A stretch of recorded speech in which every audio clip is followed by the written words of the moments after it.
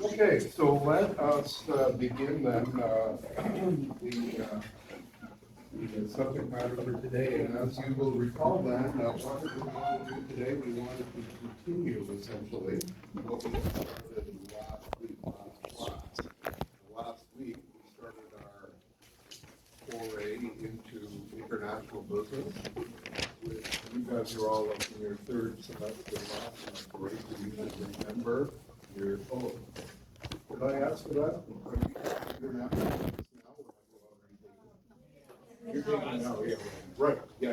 You told me that Jonathan Lee was teaching it, right? Yeah, right, I remember now. So, yeah. So, we started talking a little bit about that. I highlighted some important aspects associated with international business, and then we pivoted away from international business, and then we sort of leveraged that to inform ourselves a little bit about global marketing, right? Is what we talked about. And you will remember that fundamentally, when we talk about global marketing, it's all based on international business. And I said then that there was one essential, well, several key important strategic concerns, but fundamentally, I sort of boiled it down to one major concern when we talk about global marketing, and that one major strategic concern is associated with the simple question. Exactly right. Yeah. Everybody get that? The fundamental thing then is customization versus standardization. And we talk all about that, right? The extent to which we need to, or we see the need, maybe not, but we might see the need to customize our marketing mix to the particular international market in which we might be. So it became the question of being customized or can we standardize it across into different markets? And to what extent, when we talk about the external markets, to what extent then do we customize each market versus standardize all the other markets too, right? So fundamentally then, from a marketing perspective, our concern is about this notion then of customization versus standardization. And so that is a key thing. So we also then got into market research, right? And we talked about market research. And it's important that we understand right up front how market research works, right? Because, fundamentally, I mean, when you read textbooks, by the way, when you read textbooks, where do you think all of that information comes from? It comes from research, guys like me, right? On the sort of the scholarly side. We engage in research and, publish papers and publish research findings and that kind of thing, right? And then invariably, all that information gets massaged and amalgamated into textbooks, right? Essentially, right? But it starts with, the work that guys like me do, right? Essentially. So it's important, right? And moving forward, then it's important that we understand how we can, as marketers, get information, right? Because we said several key things in order to motivate our understanding of it and motivate ourselves to understand it a bit more. We said, okay, we recognize that in marketing, if we were to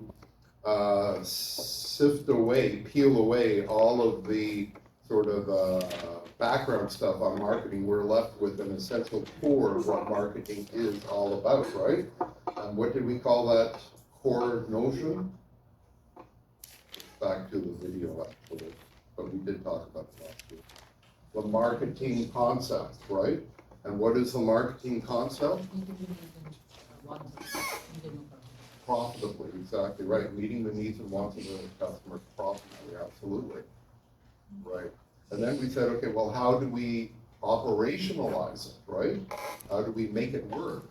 And how do we make it work? Via the market orientation, which consists of three major components, right? First one is what? Get market and price information. Secondly is Then coming to the market and dissemination. disseminating it, and thirdly, reacting to it, right? And so then we said, okay, well, that's all kind of cool, and that's nice, and that's good. How do we do it then?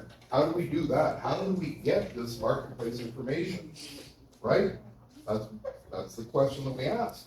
And the answer to that is that we engage in market research to get that information.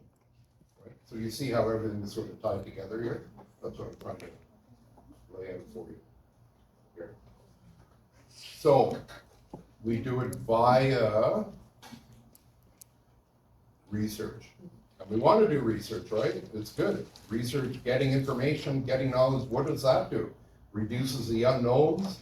When we reduce the unknowns, it reduces risk, so it mitigates risk, and that's a good thing, right? Especially in an international context, but to any kind of business, there's always risk associated with doing business, right? There's always risk associated with it. So what do we want to do? We want to reduce the risk. Knowledge is power. And so how do we reduce it? By getting knowledge, getting information. How do we get information? Via research. So research is very important. And we do it for a variety of reasons. We talked about a bunch of reasons, right, last week. And so then we said, okay, well, that's all good. And then we said, okay, there are two fundamental questions that we ask here when we sort of try to frame this notion of market research, right? First question is the why, and the second question is the how. And when we talk about the why, fundamentally, it's about trying to address what? A function, right? What function? What is the function that we're trying to do? Why are we doing it? The answer resides in one of the three functions. And the how, the answer to the how resides in the techniques, exactly. And the three major techniques that we talked about, one is surveys, second one is experimentation, third one is observation, exactly. We will talk more about that today, in fact. And in terms of the, that's the how, the why, we talked about various functions. We talked about three major functions, right? Talked all about this last week. And what was the first major function? Exploratory research, exactly, right? We talked all about that. So we said, well, why do we want to engage in exploratory research? Why do we want to do it? Define the question. To better define the research domain, yeah, because very often it's a murky world out there. So we don't even know the right questions to ask many of the times. So therefore, we need to engage in exploratory research in order to try to better define and understand the domain in which we need to do research. Right? Exploratory. And we will talk about this again here and now a little bit. But there were two major types of data, right, that we could use. What were they again? What? Primary and secondary, that's exactly right, yeah. And what is primary research then? First-hand research done by the It is, yep, it is research that is obtained in the data, primary data is the data that is obtained for the research project at hand. Whereas secondary data then, in opposition to that, is data that has been obtained for a purpose other than the present research project. Right? We talked about that. We will talk about that again. Right? So those are key things. And then we said, okay, well, that's all kind of cool. That's all really cool. And then we said, okay, in order to do research, we must fulfill what I call the hallmarks of good research, right? The hallmarks of good research. What are the hallmarks of good research? Reliability and validity. Exactly. Reliability and validity. We must achieve them. If they fail, everything else downstream fails, right? Absolutely. Very good, very good. And so when we talk about that then, what is reliability? The consistency of the research results. Pardon me? Consistency. Reliability is Consistency. consistency. So that's a key thing, and we explained what consistency was. Any questions on that? And then we said, okay, the next hallmark was what? Validity. And what did we say validity was? Pardon me? Measuring what the researcher intends to measure. Are you measuring what you intend Intend to That measure. is correct.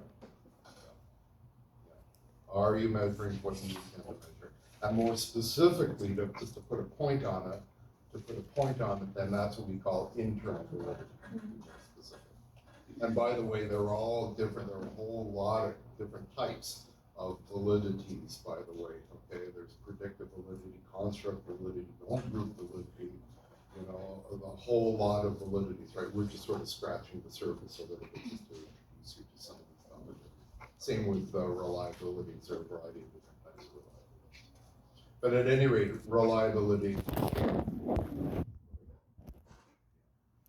And so guys like me in my research, for example, we go to great lengths in our reports, in our articles, to articulate that the findings that we are suggesting and the conclusions that we are drawing from these findings, in fact, do possess reliability, validity.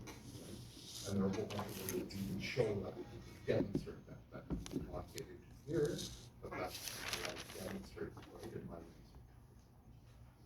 research. Right. So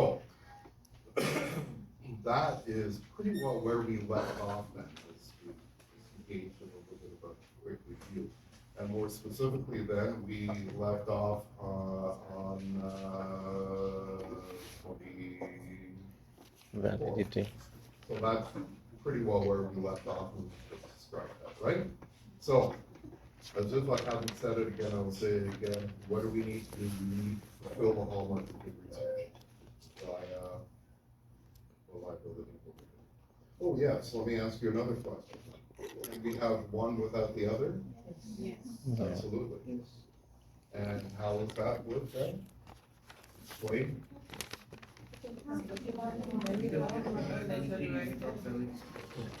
No, like you're, well, You must have reliability for validity. that's exactly correct, yes. Yeah, consistent. Yeah, absolutely. Right, so the notion then is that, yeah, I mean, we can consistently be measuring something for sure, however, it might not necessarily be what we Intend to measure. However, the reverse, there's a reverse kind of condition also. To have validity, we must by default secure reliability, otherwise we're just measuring it, right? The scattered plot becomes a flat one, essentially. So that's. Okay, does everybody get that? I'm happy to explain anything more if you want. Do you want me to repeat anything? Are we good? Get it? Right? Okay, what's reliability? Consistency. Right, and what is validity? What is validity? That's exactly, are you measuring what you intend? Absolutely, very good, very good, yeah, very good. Okay? Okay, so let us continue then. Fundamentally, when we engage in research, just like everything else in marketing fundamentally, we follow a process, right? And then generally speaking, the process that we follow is kind of like this, right? Generally speaking. What do? We first of all need to define the problem. And here, therefore, the whole notion of exploratory research becomes especially important then, as we seek to define the problem. So we will talk about each one of these stages in more detail momentarily. Right, so we define the problem, which is huge, right? Very important thing. We'll talk more about that. Then we engage in the design, right? What is the design? How the research design? How are we going to set about solving this problem here that we have defined, right? And then what do? Then we execute, essentially. We collect the data, and then we analyze it. And then what do? We then Draw conclusions from the data. Right? Essentially. So that's basically what we need to do. So let's talk about each one of these major stages. Right, okay, so let's start off then talking about problem definition. And so here, when we talk about problem definition, we recognize then that, as I said, it is critical that we appropriately define the problem. It's like I keep telling you guys, you know, I mean, it's a murky world out there, right? Life is very, very murky and complicated, right? Things are seldom as they appear to be. Things are seldom as they appear to be. So therefore, we need to be very, very careful about how we move forward and define the problem, right? And so here, you know, just as an aside, here we're, you know, broadly, you know, in life and in real life marketing problems, we're concerned with trying to determine what is causing some of these issues, right? What is causing some of these results, yeah? For example, if your market share has dropped 30% over the last 2 years, that's a key result, right? Which might not be good for you, right? Generally, let's accept then that you don't want that, right? That's concerning. So then the question becomes, well, why? Why is that happening, right? And it could be for a variety of reasons, right? For example, maybe, you know, we are having issues associated with our marketing and communicative efforts. Maybe we are not advertising appropriately as well. Maybe we need to engage in various promotional efforts. You know, maybe we need to address those. You know, what about our pricing strategy? What about our pricing strategy relative to the competition? What's the competition doing? You know, is the competition usurping some of our market share? Are there shifting consumer tastes that are resulting in that? You know, all these things. Are we engaged in service failure? Are we failing some way to provide that service or that good to the consumer? These are all questions, right? So, you know, the point I'm trying to make is that very often when we see a result, that result can be the outcome of a multitude of particular causes, right? So we need to look at it very objectively. And market research can help us do that, you know, among many other things. So it is critical, right? Now, I gave you an example last class, a personal example, where I engaged in exploratory research, where I opened up a new domain about 20 years ago. So when I was at Ivy, I opened up a whole new domain of research that I called consumer behaviors. And as I told you, I think last class, correct me if I'm wrong, but I told you how I got a bunch of subjects in the room and I asked them open-ended questions. And I said, here, write as much as you can about consumer behaviors. What is it? What does it mean to you? What are some examples of that? Right? Did I explain that to you? Does that ring a bell? So yeah, so, you know, it's a way of exploring the research domain. So when I went through that, for example, I engaged in exploratory research, that therefore enabled me to better understand the research domain. It positioned me then to ask the right questions moving forward. So exploratory research is very, very important. So, you know, we could use data. We could use primary versus secondary data, and I've already explained that, but let us repeat ourselves and say it again. When we talk about primary data is data that we obtain for the research problem at hand, right? So I define a problem, I move forward, I get data, you know, that is primary data that I get. Right? Conversely, and in fact I've done this in some of my other research too, I've used secondary data. In other words, I can go to Stats Canada, government data, I can go to OECD, I can go to CIA World Book of Facts, I can go to a variety of other sources and use data there, you know, sometimes. And what is that? That is secondary data, right? Secondary. And why is it secondary data? Because it is data that has been obtained for a purpose other than the primary research project at hand. That's what we call secondary data, as I said. Right. We also can, engage in focus groups. We use focus groups a lot in marketing, right? Focus groups. Focus groups, especially used in new product introduction, new product development. And so focus groups are particularly helpful in trying to tap into consumer needs and wants and what they are looking for, right? Because we can talk to them. And so how does a focus group work? Well, we get a group of consumers, here's a key point, from our target market,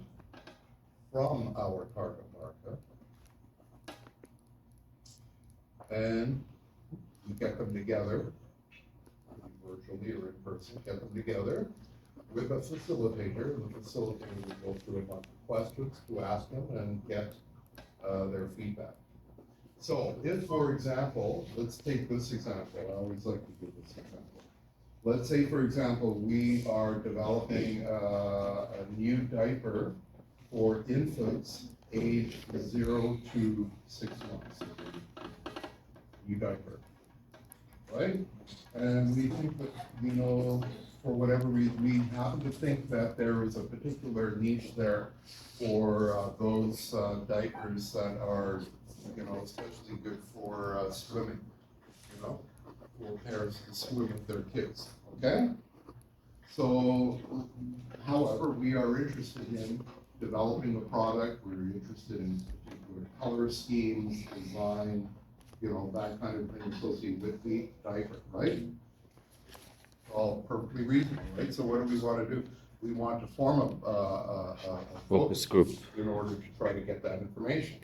So the question that I want to ask you then is, who should comprise the focus group? New parents. Like new ones, like for a particular one, or like currently whoever is using our product, and we can focus on our the current target segment. Absolutely right. Yeah, absolutely. So in other words, in that kind of thing, we would want, you new parents, typically primary caregivers, maybe mothers especially, mothers especially, parents, that kind of thing, absolutely right. Yeah. And we would get information from that. In other words, and I always like to say this too, would we get a bunch of 68-year-old long-haul truck drivers? Probably not. Right? Probably not. So you get my point. Right. So focus groups, very helpful. We use them a lot in marketing too. We could also engage in depth interviews, right? We could just talk to consumers and, related to a focus group, but we could engage in more of a widespread kind of thing, have depth interviews, right? Ask them open-ended questions and just let them talk. And there are a variety of ways that we can do that, right? You could also use questionnaires, open-ended questions like I did, for example, right? Just ask, subjects, broad questions, and just let them write as much as they want. Right? So a lot of good information can come out of these kind of endeavors, right? So exploratory research, very, very important. What does it do? It helps us to better define the research domain. Positions us, in other words, moving forward to ask the right kind of question, right? That's the key thing. Are you with me? Are we good? Any questions? Okay. So exploratory research. Right. What's the next step? Oh, okay, we already spoke about the primary data, secondary data. Oh yeah, another word on secondary data, right? Secondary data. So secondary data, we can sort of drill into that in a little bit more detail and look at more internal versus external secondary data. And so when we talk about internal secondary data, here we're tapping into, data, from within our organization, yeah? So if, for example, we have 3 years ago obtained data for another problem, or another situation, we've obtained data, we might want to, use that data, right? That's secondary data for sure, and it is internal, right? It's internal. Yeah. Or we could go to, you know, within the organization typically, we could go to the manufacturing guys, or maybe even some accounting guys, for example, and get data from the accounting guys or the R&D guys, for example, right? What is that? That's secondary data for sure. And it is internal because it's internal to the organization. Or we could go external, like I said, to US Bureau's census data or Stats Canada, you know, like I said. Are you with me? So, you get that. Right. And of course, you know, another important thing here to say also with regard to internal data is that, you know, it can be very, very formal or it can be informal also, you know, especially useful in an international context. You know, primary data can be simply just getting data, qualitative data, getting data from friends and family, you know. So it can be very, very informal. Conversely, it can be very formal also, right? Primary data. And absolutely, it can be qualitative. You know? And there are several beauties associated with qualitative data, and we'll circle back a little later to talk more about this, but one of the beauties of qualitative data, especially observational data, is that, you know what, it allows us as market researchers to understand and to observe, if it is observation, but it allows us to get that kind of information in a consumption context, which ordinarily we would not be able to get. For alternately stated, then it allows us to, when we're talking about observational research, qualitative, it allows us to observe the consumer in a natural kind of consumption context. And so therefore we can see sort of the social interaction that might take place. We can see the role of culture. We can see all these things and observe all these kinds of things, which ordinarily we would not be able to if we followed simply just, you know, a hard experiment or a survey methodology. So everything has its pros and cons. So yeah, we get that. Right, and then the next step then is to determine exactly how we are going to move forward. In other words, you know, how do we design our overall research project armed with everything we have spoken about so far? How are we going to do it is the question. How are we going to do it? What is the overall design? Well, at the heart, at the core of the overall design is the plan, the plan. And so then we can ask ourselves the question, well, what is the plan? What are the elements of the plan? Well, at the core of the plan is what? The technique. The method that we are going to use, right? And we'll talk about that momentarily too. Right? So what is the technique? That is at the core of the plan. Furthermore, what else are we concerned about here? We're also concerned about cost. Cost, how much is it going to cost, right? Duration. Time. How much time do we have available to us, right? I mean, just take, for example, something as simple as distributing a survey. I mean, if you put surveys in an envelope and you mail them away, that's going to take a lot of time. Yeah, and it's going to be very expensive in terms of mail and that kind of a thing, right? And then it will introduce a whole lot of biases also, right, that we need to be concerned about. We'll talk about those momentarily too, by the way. So those are key things. So time, money, you know, those are key aspects that we need to consider, all part of the overall plan. Furthermore, especially on the quantitative side, we are concerned about what is the sampling plan. In other words, where are we going to get subjects? Where are we going to get subjects? How are we going to draw them? The location. All those things. Okay. How are we going to do that? That's all part of the plan. That's all part of the plan, right? So that's a key thing. So the plan is key. And then, of course, like I said, at the heart of the plan is a determination of what is the technique that we want to use, right? So let's drill into that in a little bit more detail and talk about each of the methodologies that we have available to us. So the first one that we want to talk about then are surveys. So, what are surveys? Well, we all know what a survey is. We've Collection all of filled out information. plenty of surveys, have we not, in our life? Yes.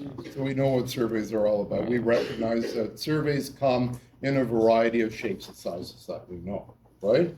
But essentially, when we talk about surveys, what are surveys? Essentially, surveys are a compilation of questions. Is that? Huh? Yep, questions, right?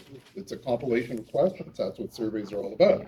So the notion then is that when we talk about surveys, the various questions can come in a variety of shapes and sizes, right? So yeah, that's what questions are all about. Surveys are all about. It's a compilation of questions. We'll talk more about that momentarily. How can we, distribute these surveys, and how do we execute them? Well, there are a variety of ways that we can do it, right? My favorite, when I do survey methodology and I do my research, my favorite is to do it online, right? And we all know that there are very sophisticated software packages that exist, and servers and that kind of a thing that can host. Let me rephrase that. Survey hosting sites and software packages that will host the survey in a very sophisticated way. So my favorite then is to simply, determine, a data set, a subject set, and then send the URL out to the subjects, and they simply click on the hot link, and they are propelled right into the survey site, and they complete the sites, right, with the survey. So that's a very sophisticated, quick way of doing it.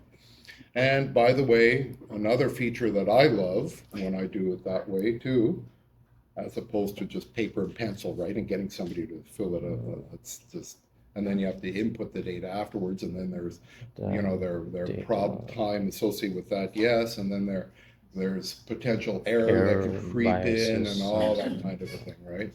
And more importantly, too, is that when you do it the old paper and pencil way, one of the major problems is that invariably people would skip questions, right? Yeah. That whether they do it,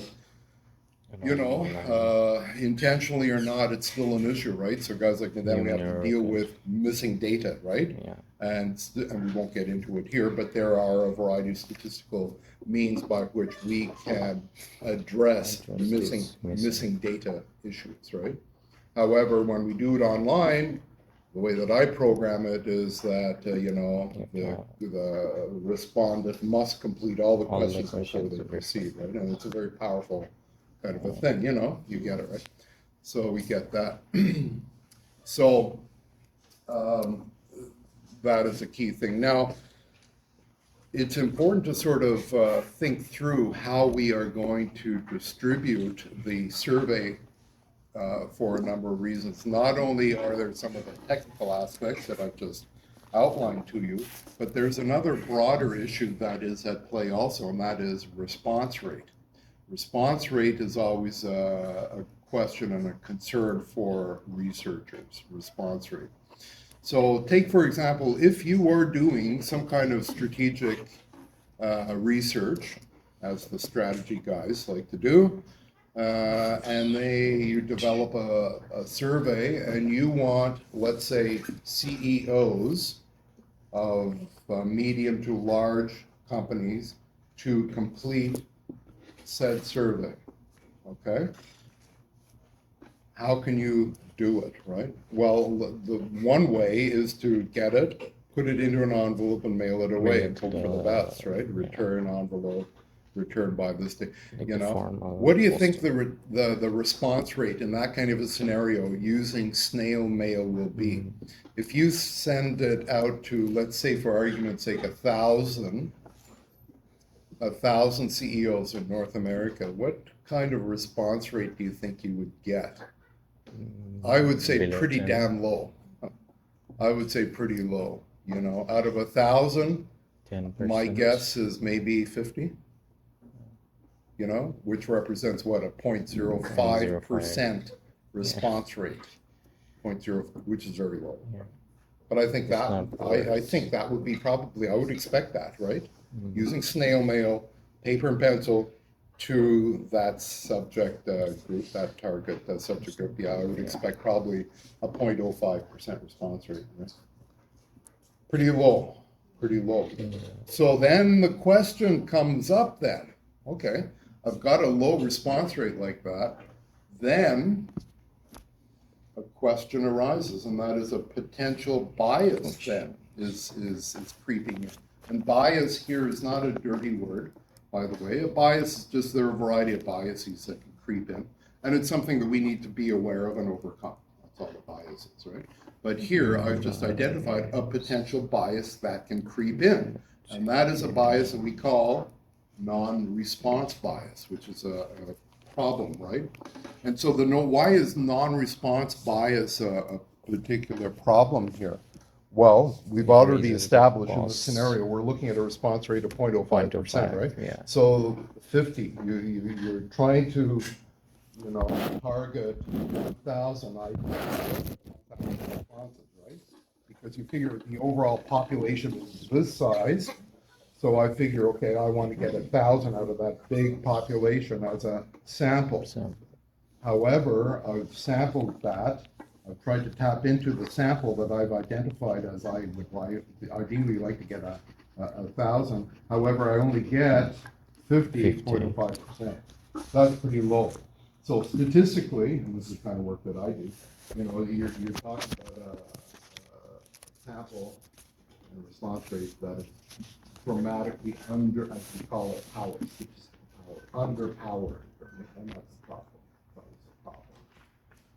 So then the bias here then becomes non-response bias. The bias is this, non-response bias. We only get 50 out of the sample of 1,000. We only get 50.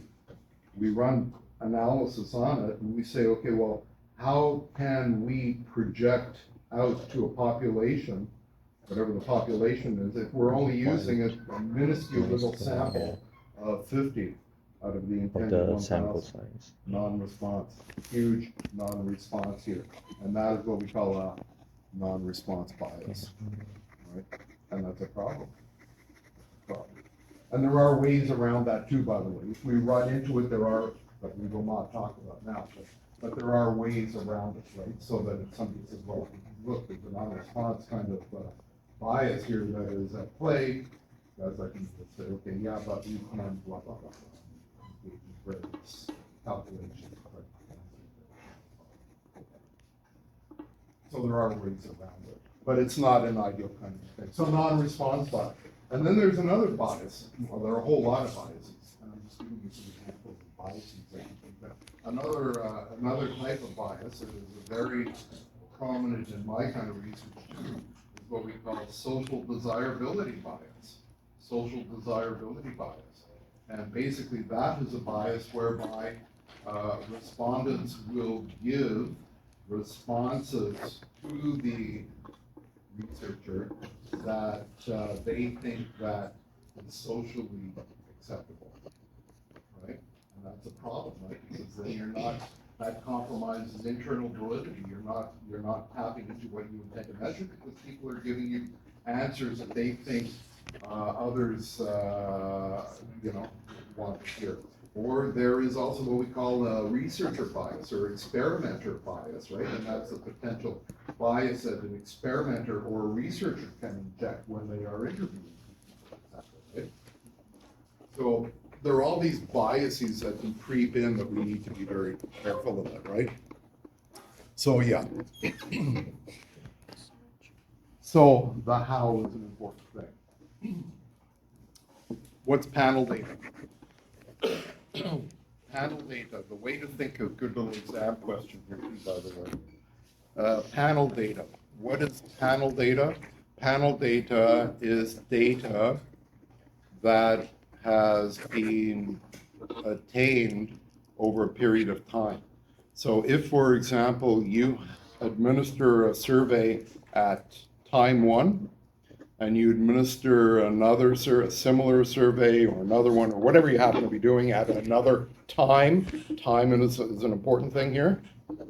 So you have T1, T2 maybe, T3, T4 maybe. What do we call that kind of data that has been attained over several periods of time?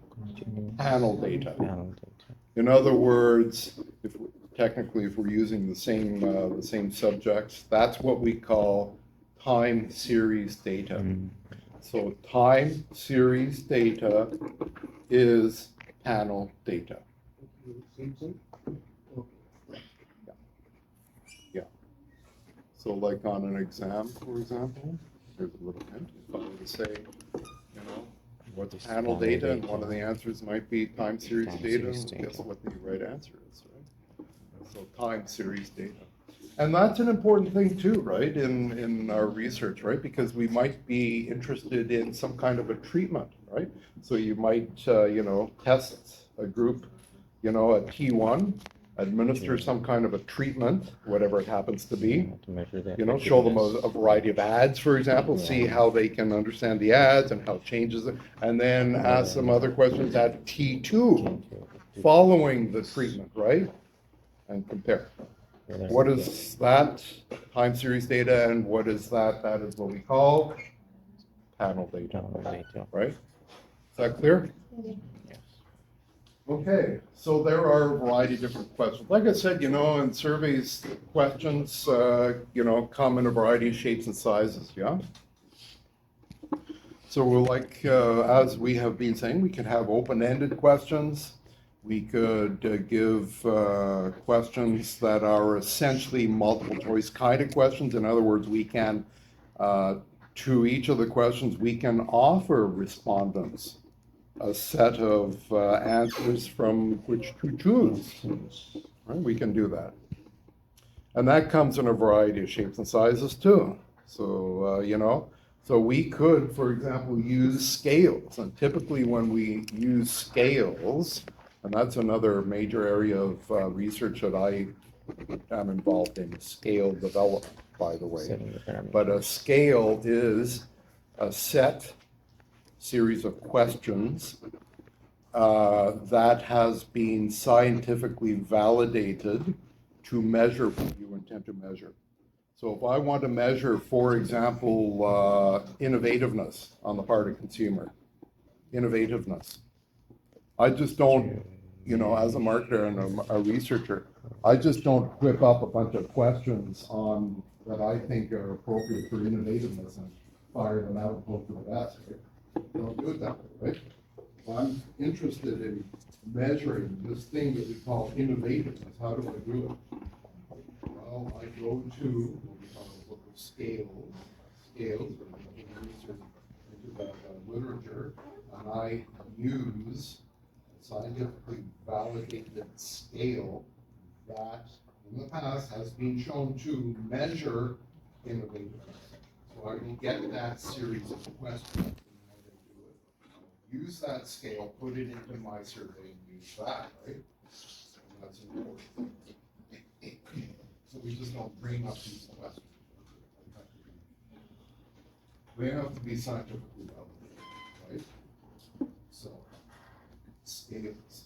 So the scales, can come in a variety of forms, and one form is what we call a Likert kind of scale, and that is essentially where we ask consumers to indicate the extent to which they agree or disagree with something. So in other words, you can say, to what extent do you agree or disagree with the following statements? Statement 1, blah, blah, blah. And you can ask the consumer then, or the respondent, to select an appropriate answer. And that answer is typically drawn from a scale of 1 to 7, or 1 to 5, or 1 to 10, usually, it varies. and you would say something like 1 means completely disagree, Disagree. and 7 means completely Disagree. agree, right? And so that is what we call a continuous variable. And so the consumer then will answer somewhere in there, right? Whether it's anchored at 1 and 5, or anchored at 1 and 7, or 1 and 10, whatever happens. Right? And that typically is part of the validation of the scale. Right? The original scale developers wanted to show, I always use, I can't even seven-point scales myself, but some applies. Typically, when you're designing a survey, you typically want to have all of your scales 1 to 7, or all 1 to 5, or all 1 to 10, or something. If you don't, then if you start mixing up scales or points, number of points, like some 5-point or 7-point within the survey, it gets a little confusing for the respondent. And then what you need to do is you want to really normalize the various scales, and you have to, look around a little bit with the data, normalize it and put it out in the same form. Gets a little clunky, That's why it's much easier just to use all this, just the same. Right, and then, so Likert kind of scales, right? The extent to which you agree or disagree, and then there are a bunch of others, right? So you can say, use what we call semantic differential kind of scales, right? And that's where we can say something like, how much TV do you watch in a week? 1 is 0 to 2 hours, 2 would be, 2 to 4 hours, 3 would be 4 to 6 hours, blah, blah, blah. 7 would be more than, say, 20 hours. Something along those lines, right? So we can do that too. We can also have what we call dichotomous scales, right? Dichotomous, yes or no. Yes or no.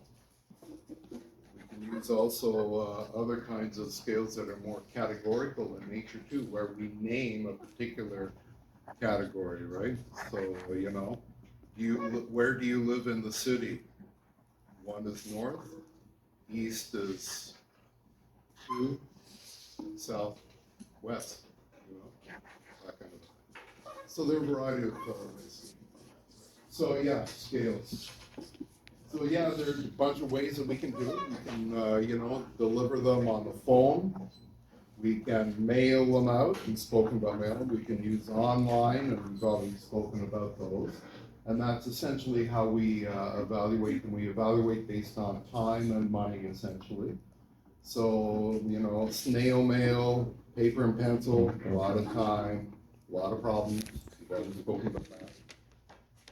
So, we're always concerned about time, wanting to get things back quickly. So those are key. Experiments, the next technique that we want to talk about. Experiments. Experiments are especially critical and important in the kind of research that I do, especially experiments. As I had mentioned to you last class, there was only one technique. It's an important point I'm about to say. There is only one technique, one method, one technique that we can use in order to ascertain causality. What is that technique? Experiments. Experimentation is the only technique that we can use in order to ascertain causality. We spoke last week about what causality was, right? What did I say causality was? It's very important, right? Relationship Everything I'm between talking about is factors. very important. Guaranteed there'll be all kinds of. One variable. on everything I'm talking about. What? One variable will affect another variable. Yeah. Will a change in one variable result in a change in another variable? Does one variable lead to another variable?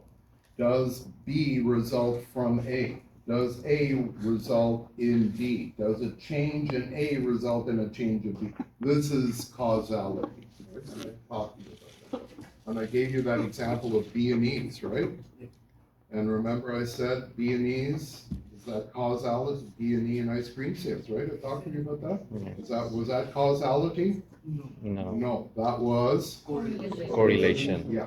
So was there a relationship between B&Es and ice cream sales? Absolutely, there's a relationship, 100%, yeah. But it's not a causal relationship, it is a correlational relationship, right? We talked about that. Okay, so we remember that. So I will say it again. There's only one technique that we can use in order to ascertain causality, and that is experimentation. From a technical perspective. Now, just as an aside, do not write this down, but just as an aside, you know, guys, I mean, if we do like some survey research and that kind of thing, we can engage in statistical analytical techniques and use various techniques in order to sort of imply causality. So yes, we imply causality, but technically, you can't really say that it's causal unless you do an experiment, okay? It's the same. Okay, so, but for our purposes, like I said, I would say yet again, there is only one technique that we can use in order to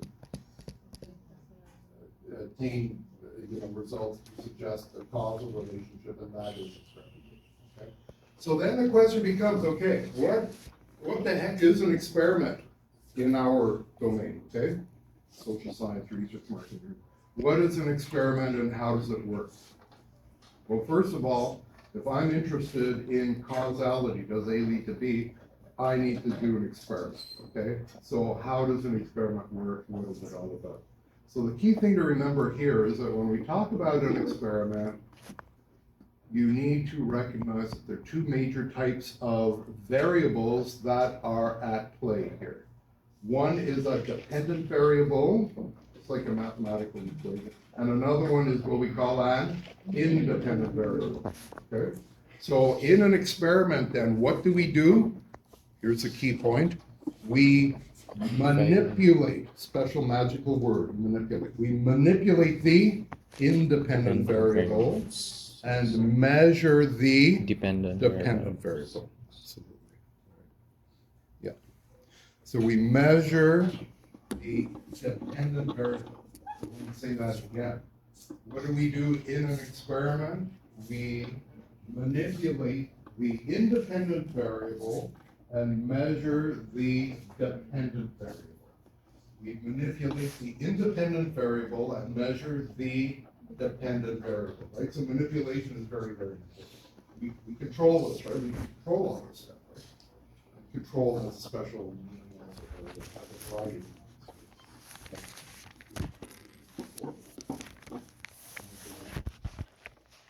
meanings. Okay, so what does that mean then? Let's talk about a fictitious kind of example. Let's say, for example, we in a consumer behavior marketing domain, we are interested in product placement. And we're interested in how product placement will affect the likelihood of purchase. Now here you will note that I am not looking at did she buy it, yes or no? That's a dichotomous variable. Not interested in that. I am interested in what is the likelihood that she will purchase the variable. But what is the likelihood? What's the likelihood? And you know, in consumer behaviors, consumer psychological research, we love those kind of variables, right? Because they are psychologically far more interesting and insightful. The likelihood of something, what is the propensity of something? That's what stimulates us, right? That's what's really psychologically interesting. More so than did they buy it or not, yes or no, that's dichotomous. We're not that interested, we're interested in what is the likelihood, right?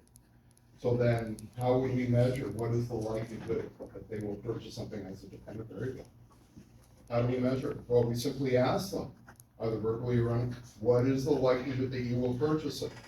1, not likely, 0 chance of buying it, or 7, absolutely 100% certain I will buy it, right? 1 to 7, right? How likely to continue to buy. Okay, so if we're interested in that in product placement, we could set up an experiment that might work something like this. Let's say that we hypothesize and we suggest then that we think that that, for those products that are presented at roughly a mid-range, let's call it eye level, will result in a higher likelihood of purchase than those products that are at the very, very bottom of the shelf system or at the very, very top, right? That's what we think, that's what we are hypothesizing. So we are hypothesizing, I'll say it again, that mid-range, eye level kind of product presentation to the consumer will enhance the likelihood of purchase. That's the hypothesis, so we want to test it. Right? And by the way, just as an aside, we know that you should do, right? We know that. And that's why we, just as an aside, we'll talk about this later, of course, but it's for the reason then that manufacturers or distributors will pay to the retailer what they call display fees or slotting fees, display fees. So if I'm a magazine or a book, distributor, and I want my book to be sort of front and center, I will pay however many hundreds of thousands, tens of thousands of dollars to Indigo to position it on their shelves at a moderate level, just as we call it, display fee. But anyways, getting back to the experiment here that we're saying, we are thinking this. So what do we do then? We develop an experiment whereby we get, we develop the thing where we have some products or the product in question that's displayed very high, others that are mid-range, high level, and others that are low, right? What are we doing here? We are manipulating this, are we not? We are manipulating that independent variable, high, medium, low. That's how we are manipulating it. And for each, we measure the dependent variable, so we can, subject the consumer to that target product that's positioned very high versus medium versus low. And for each manipulation, we could ask the consumer how likelihood or what is the likelihood that you will purchase this product, right? You can measure it. So what are we doing here? We're manipulating the independent variable, and the independent variable is shelf height, high, medium, low, categorical variable, 3 levels, high, medium, low, and for each we measure the dependent variable, which is continuous variable, which is the likelihood of purchase. How likely are we to purchase the second? Right? What is that? That's an experiment. We are manipulating the independent variable and measuring the dependent variable. And then with that, we can walk away, having analyzed it, recognizing that the data that we have attained suggests that shelf height has an influential role on the likelihood of purchase. And more specifically, that mid-range has the highest influence. That's how we do it. That's how we do it. So here, there's that causal relationship between Height, shelf height, presentation height, if you will, and likelihood of purchase. getting purchase. And we can do it in a variety of ways, and there are a whole bunch of other things, right? Like, I think I talked to you about last class, right? The color red, right? Color red. The color red has a causal relationship on the part of humans. Red stimulates humans. Red has a neurological arousing effect on consumers, right? Red leads to greater neurological arousal, Neurological function. right? The causal relationship. Ease of use. The easier your technology is, the higher the likelihood that you will use it. Causal relationship, right? So causality is an important thing, and that's what we would do. Now, are you with me? Everybody with me here so far? Pretty easy, right? Right? Experimentation. Are we good? Manipulate the independent variable, measure the dependent variable. Good. So that's basically how an experiment works in a nutshell. Okay, so now when we talk about an experiment, guess what? Where do we do it?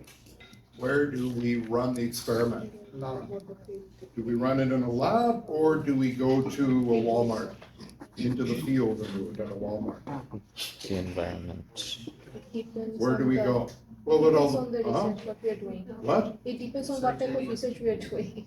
Like the Well, experiments. in the thing that I just described, Then where have do to we to go? Walmart. We go to the Walmart. Walmart? Yeah. Why? Because that's where the customers are, and that's where we can measure. Okay, but how do we deal with all the, as we call them, extraneous variables then? At the Walmart, there's gonna be a lot of noise, they're not going to be focused, Mhm. they might be tired, all these distractions. That's all gonna creep in and affect our results, aren't they? Yeah. Yeah. Whereas if we do it in a lab, we can parse out all those extraneous variables, right? So the point that I'm trying to make here, simply put, is that generally speaking, when we want to run an experiment, we have some options as to where we're going to run it. In other words, broadly speaking, generally, we have two options. We could do it in the field, or we can run it in the lab. Lab versus field. Each has pros and cons. As you guys rightfully said, if you run it in the field, that's a naturalistic kind of setting. Mhm. And guess what? The results that we get, we want to generalize out to the field. We're doing it in the field, so therefore, do you think it would be stronger in that regard than the The lab. lab? Yeah. Probably.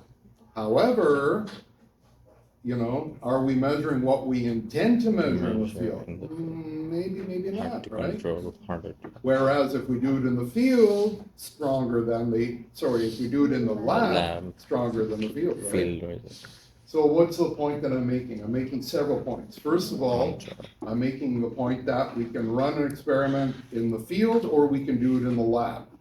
Second point I'm making is that we can realize then that lab and fields have strong points and weak points.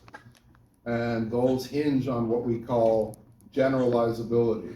And another word for generalizability is external validity. External validity. We already spoke about internal validity. What's internal validity again? Measuring what we are. What you're What you intending to intend measure. measure is internal validity or validity. Are you measuring what you intend to measure? Versus external validity, and another word for external validity is generalizability, and generalizability is the extent to which you can generalize out your results to the population at hand. So if I run a test, and I use some kind of a test, paper and pencil test, and I run it on you guys, the question arises, can I take these results and generalize them out to the greater Windsor area or to the greater Canadian population? You know, to what extent can I generalize it? Well, it depends, right? But that's the question. So therefore, here we look at internal validity versus external validity. Internal validity, are you measuring what you intend to measure versus generalizability, generalizing out the results that you get in a sample to a greater population.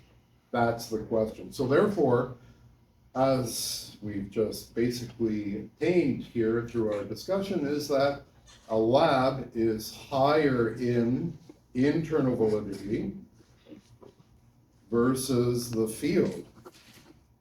So internal validity better in a lab than the field. However, generalizability better in the field than a lab. And so therefore, when we look at it that way, we can then set it up this way here. And this is a little 2x2 matrix that I wrote. And simply put, here we're looking at external validity versus internal validity, and lab versus field. So what are we saying here? We're saying that in the field plus stronger is a little stronger in internal validity. The lab is stronger internal validity than the field for the reasons we've just spoken about. Whereas the field is stronger in terms of generalizability than the lab for the reasons that we just spoke about. Right?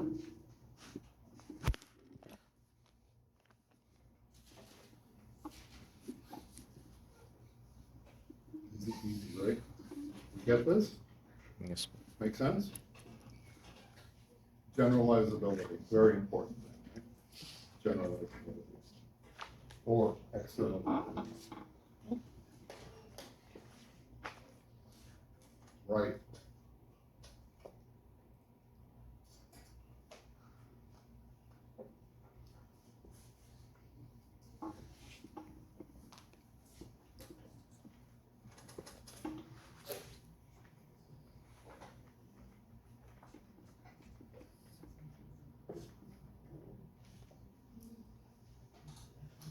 Okay, are we good? Are there any questions on anything at all that we have spoken about so far? No questions? Maybe I should ask you some questions.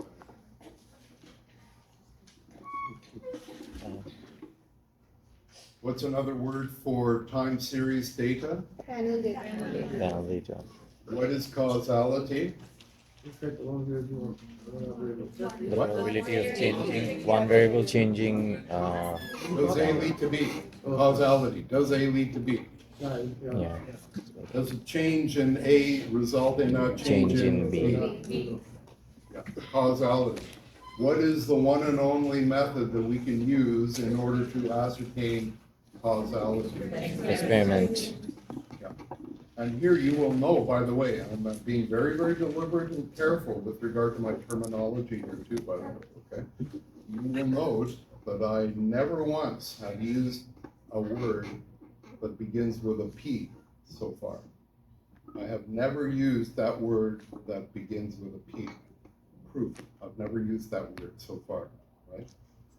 Because technically you can never really prove something, you can only disprove something. Disprove some You know, process of elimination. pursuant to philosophy of science. So I'm Mhm. being very careful about that. So this is not like a physics lab or mathematical proof or physical science where, yes, we can prove something, yes, or a court of law. No, no, no. When you talk about social science research here, there's always a chance that, you know, another result can arise. So yes, and that's why, you know, when we articulate our results, we have what we call p-values and confidence intervals, right? So in other words, if we have a p-value of 0.05, that basically tells us that, you know, 95% of the time, we will achieve What we the are trying outcomes that we are to suggesting. However, with a p-value of 0.05, that suggests then that, you know, there's a chance, the tail, right? There's a chance, 0.05 times or 5% chance that the result will achieve purely by chance. No causality, just In other words, B will arise purely from chance, chance. not caused by A. Anyway, I'm getting into this. But anyway, I hope you are capturing all this. Is this good? Yeah? Guaranteed, plenty of questions on the midterm and final exam and everything that we have spoken about so far. For those of you who have captured it, and think about it and understand it. Good. Let's talk about that final technique. We've spoken about 2 techniques so far. What are the techniques that we've spoken about so far? Surveys and experiments. Which brings us to that third one that we call observation. Research by observation. Without Very important in consumer research also, right? Research by observation. There are some of my colleagues, not necessarily here at this university, but broadly within the discipline, who focus entirely, their entire efforts are on ethnographic research, and that's what we call research by observation, ethnographic research. So if I were to say to you, like on an exam question, which I probably will, what is research by observation, or what is ethnographic research? What is the answer? It is research by observation. Ethnography or ethnographic research is research by observation. Right? So what is that all about? It's basically where we observe consumers, right? And as I mentioned to you at the outset, it's a very rich form of research because it allows the researcher to observe the consumer in their engaged in natural consumption in a naturalistic kind of a setting. And without that any is the external elegance and the beauty manipulation. behind it. So there are tremendous insights that can be gained from a research perspective by pursuing this kind of research. Namely that you can see consumers consuming in a naturalistic kind of a setting. You can see the impact of others, that social interaction, You can understand the role of culture very often and all these kind of things, right? Which ordinarily, in my kind of research, which is purely quantitative, you really can't see, right? Hence the beauty of this kind of research, right? Are you with me here? Yeah. So that is the beauty of this ethnographic research. Like I said, there are some of my colleagues who specialize purely in ethnographic research. It's a beautiful thing, right, that these guys do. Yeah, a lot of really, really interesting studies, different studies and work that they do. Again, I'm not one of them, but it's very good.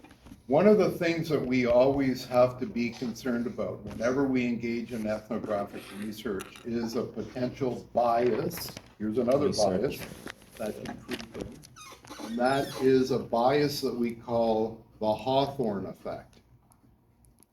The Hawthorne effect. Or if you're British, you have to say it with a British accent. In which case, how would you say with a British accent? The Hawthorne effect. The Hawthorne effect. Shall we have a Hawthorne effect with a cup of tea? The Hawthorne effect, right? That's how you say it if you're a Brit. Am I right? The British do. Me, I say it the Hawthorne effect. Okay, so what is the, let me hear it from you guys. What is the Hawthorne effect? Okay, what is the Hawthorne effect? What is it? It's where the very act of observation will change the outcome. The act of observation will change the outcome. And that's an important thing, right? By the way, where does the word Hawthorne come from?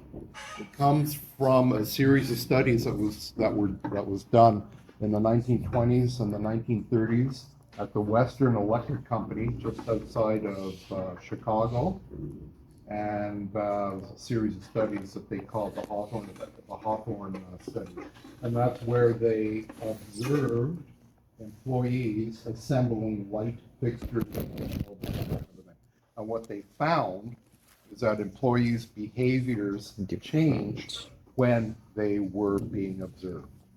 And hence, the word Hawthorne effect became known as the Hawthorne effect. Right? Which makes sense, right? It makes sense. If people know that they are being observed, they will behave differently, right? If you know that I am observing you during an exam, you're not going to be cheating, right? Am I right? However, if I'm not looking at you, what's going to happen? Pandemonium. Yeah. Right. Right? That's kind of a cynical example. That's kind of a cynical question. But it's true, right? I mean, just look at a bulk barn, like I was saying before. Bulk barn. You know what a bulk barn is? It's that retail outlet where consumers go in and buy goods that you buy in bulk, or you put it in a bag, you go, they wait for the money for it, right? Bulk barn. So if consumers know that they are being observed when they're at that bin of chocolates, are they going to be sampling and eating the chocolates in the store? Probably not, right? Whereas if they know that they're being observed, they won't be. But if they know that they're not being observed, you think they're going to be, eating all those chocolates while they're buying? Yeah, probably, yeah. So, so observation is a key thing. Observation is a key thing. Yep. So what do we call that? The Hawthorne effect. So it is a bias. The Hawthorne effect is a bias that can creep in. So like I said, there are a whole bunch of different biases, right, that can creep in. So obviously then, what do we want to do? We want to be very cautious about how we observe consumers, and there are a variety of ways that we can work to address the Hawthorne effect. But it is a bias that we're always concerned about. Now, obviously, like in any other kind of research, we're always concerned about ethical considerations, There are times and places when you can and cannot observe consumers, obviously. And so we always need to be cautious about that. And in any kind of research, frankly, we're always concerned about ethical considerations, right? And in my world, for example, I can't do any kind of research without first having obtained approval from an ethics review board, right? So ethical concerns are very important. And it's especially important in, you know, social sciences and in other, you know, sciences also, you know, that has to do with animals, animal care, and all that kind of thing, like drug use, everything is especially important. Right, okay, so observation, are we good? Are we good? Yes? Understand everything so far? Any questions? No? No questions? You understand everything? Is that right? Is that right? You understand everything? Is that what you're telling me? Huh? It's fine. I understand. Should I ask some more confirmatory questions or no? Want me to ask you questions? Hey, yes? Yes or no? Yeah. Oh, you want me to ask you questions? Yes. Okay. Well, okay. So tell me what the Hawthorne effect is. When people know they are being observed, they'll try to act, they'll change their behavior. Right, exactly. So the Hawthorne effect is where the act of observation will change the outcome. Absolutely. Is it a good thing or a bad thing? It's a bad thing. From a research perspective, yeah. And why is it a bad thing? Because it compromises The in, validity. it compromises if the behavior of your subjects is changing. What does that mean in terms of validity then? Internal validities. That's right. So it compromises your internal validity. Internal That's validity. right. If the behavior is changing, you're not measuring what you're doing, right? So that's the problem. Okay, all right. Since you want more questions, here's another question then. When I am claiming that a change in one variable results in a change in another variable, what am I suggesting? Causality. Causality, exactly right, yeah. But if one variable goes up and the other one goes down, and when one goes down and the other one goes up, is that causality? Well, maybe. Maybe. Maybe, It's correlated. maybe not. But it could also be correlational. Right? Okay, that's it. Okay, so answer this question. Is there an optimal design? Is there an optimal design?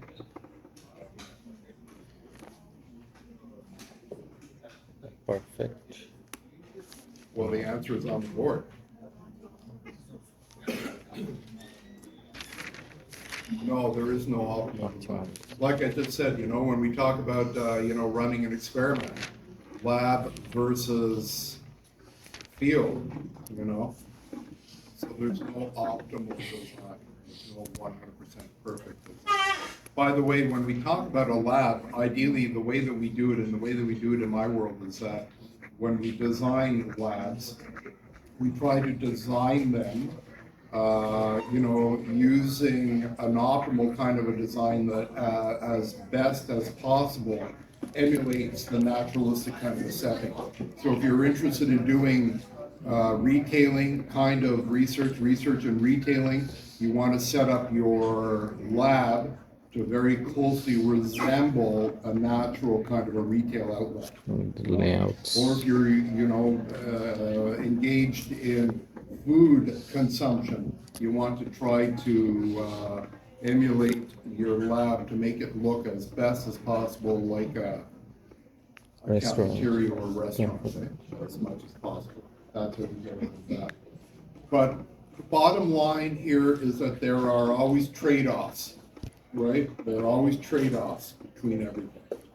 And so ideally then, what do we try to do? And in my world, what do I typically do then? I will start off, a project by doing sort of an open-ended series of questions, just broadly, one study associated with that, maybe another similar study, just to try to, develop that kind of boundary kind of description, and then jump into a few surveys, and then maybe do an experiment to hone in on a causal aspect, right? So what do? We typically use a multi-method kind of an approach in order to best triangulate on the truth, right? We try to triangulate on the truth using a multi-method kind of an approach. So the idea here is that we use a multi-method approach whereby the strong points of one method will offset the weak points of another method, So that's what we try to do. Because we recognize that ultimately, what are we referring to here? What's the basis of research here? To a large extent, it's about sampling, right? Because we recognize some key things here, broadly speaking. We recognize that it's for all intents and purposes, it is an impossibility to measure, well, we would like to, but we can't, it's precluded from reality. It's an impossibility to measure what we want to measure using every single element within the population, right? If, for example, we are interested in some kind of a very broad macroeconomic kind of research project in India, for example, and we're interested broadly at macro level at the Indian population, can we measure every single Indian citizen, all 1.4 billion Indians? Can we do that? No. Obviously not, right? So what do? We draw a sample And out of it, run our study on the Study. sample, then get results, and then we generalize back out Then to that population extrapolate the the results that we results, get, right? yes. Or it could be something more micro. Here in Windsor, for example, right? We could draw a sample out of the city of Windsor population, run an experiment or whatever on, the sample, get the results, and then project back out, generalize the results that we get back out to the Windsor population, right? And that's generally the thing. So when we draw a sample, there are two major kinds of samples that we can draw then. We can draw what we call a Random. probability sample. A what? A probability sample. And a probability sample is a sample whereby every element that is drawn has an equal probability of being drawn.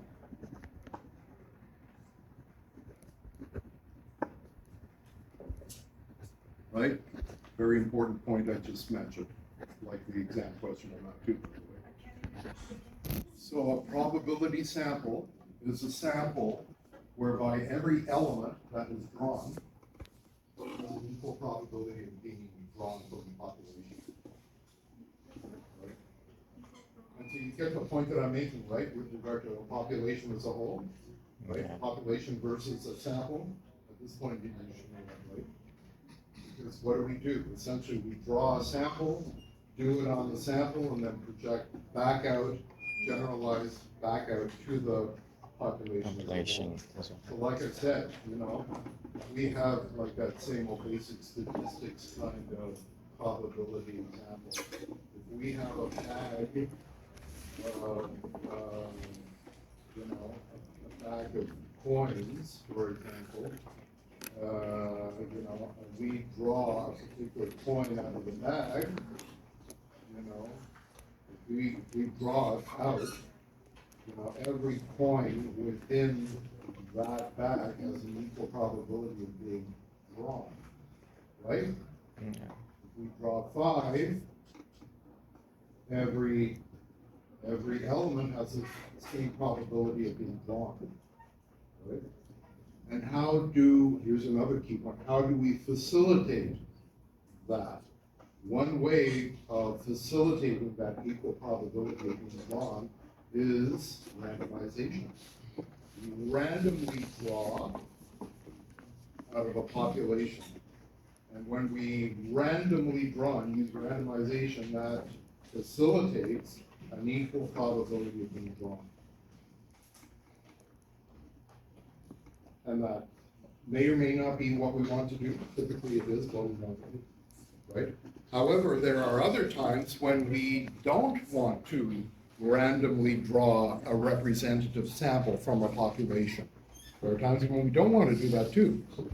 There are times, and I've run into it in my research on it, I want to draw a sample out of a population that has what I believe to be a particular characteristic, and then run research on that particular sample that has that particular characteristic, right?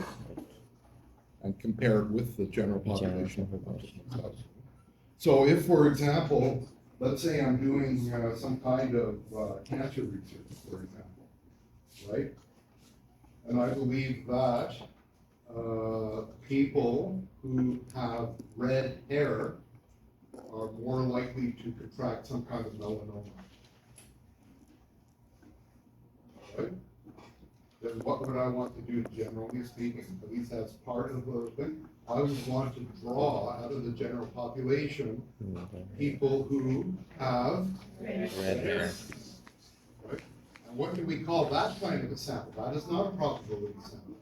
That's a non-probability sample. So they have a different probability of being drawn. A non-probability sample.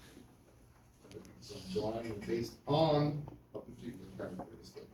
So yeah, there's not an equal probability of being drawn. There's a higher probability of being drawn because I am deliberately targeting those people that have a particular characteristic, drawing them and then using them. Right? Which in my world I do quite frequently, right? Because I'm interested in consumers that I hypothesize as possessing a particular trait, for example. So I'm interested in, running research on those particular types of consumers. Okay, so what are we saying here when we sample them?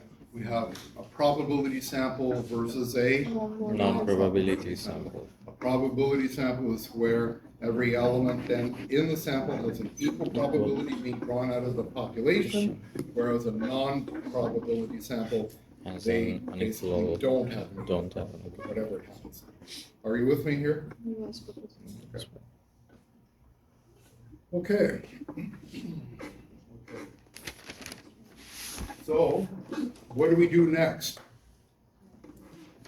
Third, we execute, we plan it all out, we know what we want to do, prepped everything, what do? We pull the trigger, right? We execute, we collect the data, right? I press send and pump it out. Pump out my survey to SPSS. everybody, right, with a URL, for example. Pull the trigger and make it happen, right? And then what happens? They start to do it, and then I get the data, right? I collect the data. Now, the key point here is that when we are collecting the data, that is a major source of bias. That's when error, we accept that bias is a type of an error, that is the major time when error can creep in. And I've just described a bunch of errors to you, right? Like Researcher error. No, that's non-response bias and that kind of thing, right? Like non-response bias I mentioned? yes. Yeah. Social desirability bias, all that kind of Researcher bias. experimenter bias, all these biases that can creep in, that is when we are executing, right? When we collect it. So that's when biases can creep in. So we run it, we do the tests and that kind of a thing. Now, one thing that's important for you guys too, especially when you graduate from here, and certainly it's, it's a concern in my world also, and that is, very often when we get information, we compile conclusions, we develop conclusions, we analyze it, we develop its conclusions. One important thing then that we are always concerned about here then is to convey them in a way that the decision maker will understand. Because as you guys, once you graduate from here and you, go out and work, you will know that, your boss or bosses, they might not know, they might be very, wonderful people, but they might not have any expertise in research or statistical techniques, or they might not understand some of these basic things. So therefore, the point is then that we need to communicate the findings in a way such that the decision maker will understand what we are trying to convey to them, right? That's the point. And that's an important point. Okay? And one way by which we can do it, there are a whole lot of ways. One sort of low and technical way is, even something like, using something like the crosstab function in Excel is a useful way of depicting results to a non-technical decision maker. Right? So those are some key things to remember here. And so, like I said, communication is very, very important. And at the back end, what do? We always circle back to the initial aim of the study, and we ask ourselves, okay, did we achieve the goal? The aim of the study that we set out to attain, have we achieved it? That's the key question. Have we achieved it? We have to ask ourselves that. And hopefully the answer is yes. And if we've thought it all through, and we've executed everything that we have been talking about here and now, chances are that it will be good. Generally speaking. If that's the question, and then if the answer is no, then we have to go back to the drawing board and try to figure out what went wrong. Like I said, if we use snail mail, we mail it out to 1,000, we only get 50 back or 25 back. Well, that's a problem, right? Then we need to figure out, okay, how are we going to fix this problem? Because that, the results from that data set will be drastically, as we say, underpowered. There won't be any power within the data set that we need to analyze it, right? Because when we analyze data, it uses up The resources. well, yeah, data points and that kind of thing, right? So we need a lot of information to analyze stuff, right? When we don't, then it becomes underpowered as well. And then we have a greater Faulty. alpha error, all kinds of problems. Anyway, right, so therefore, I'm gonna have to disappoint you guys. I think we pretty well finished what we needed to finish today, so I'm sorry. Unfortunately, we're gonna have to finish a little early today. Hope that you're not overly disappointed. Is that okay if we finish a little early? You don't mind too much? Perfect. Two thumbs up. So in other words, should we continue talking or should we just stop? I'd like to What, you have don't find some. this interesting? I do. Okay, so it's okay, just to confirm. Yeah. Just to confirm, it's okay if we stop? Nobody complains? It's okay? Yeah. Okay, all right, so therefore, everything we've spoken about is very, very important. Guaranteed, everything we've spoken about, especially today, well, always, but especially today, there will be lots of exam questions, so I hope you were able to capture everything. If you're not sure, I stand ready to answer any points of clarification or any questions that you might have. Or I can re-explain something, anything, I'm happy to do it. And we realize that everything we've spoken about is very important, it's critical to the success of our marketing efforts. And yeah, there is always a lot to it. We've only scratched the surface of all these things, right? Everything we've spoken about today, we can talk for the next 2 years on everything we've spoken about today, by the way. So yeah, so that, ladies and gentlemen, is pretty well done. So with that in mind, if there are any questions, let me know. But if not, I wish you all a very good evening. I strongly urge you at this point, we have time now especially, I strongly urge you to take a few minutes, review your notes, you know, fill it in as required, and we'll see you next week. Move forward, Professor. everything. Thank you. Everything good on the Connect assignments? Yeah. Yes, bro. We're moving forward with the Connect assignments? Yeah, bro. Okay, good. If you have not, you know, if you signed up for a free trial, which is fine and good, and you're gonna stick with the course, make sure you convert it into a paid kind of subscription if you've done that. Because if not, it'll just disappear off the face of the earth, never be seen or heard from again. So make sure you do that. Okay? Any questions, let me know, but other than that, have a good evening, have a good weekend, and remember, study marketing hard. There's only one course that's really important. Nothing else is important, there's only I one agree. thing that's important for you guys. Yeah. And that is, Marketing. Yes. have a good weekend. Thank you. You're so awesome. Where are you gonna go this week? Question for Hey, have fun. Have fun. Having fun for you.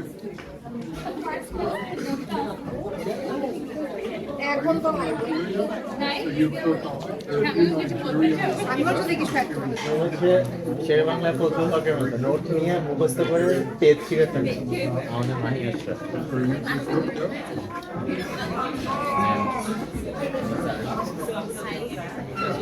I need more analysis, more information.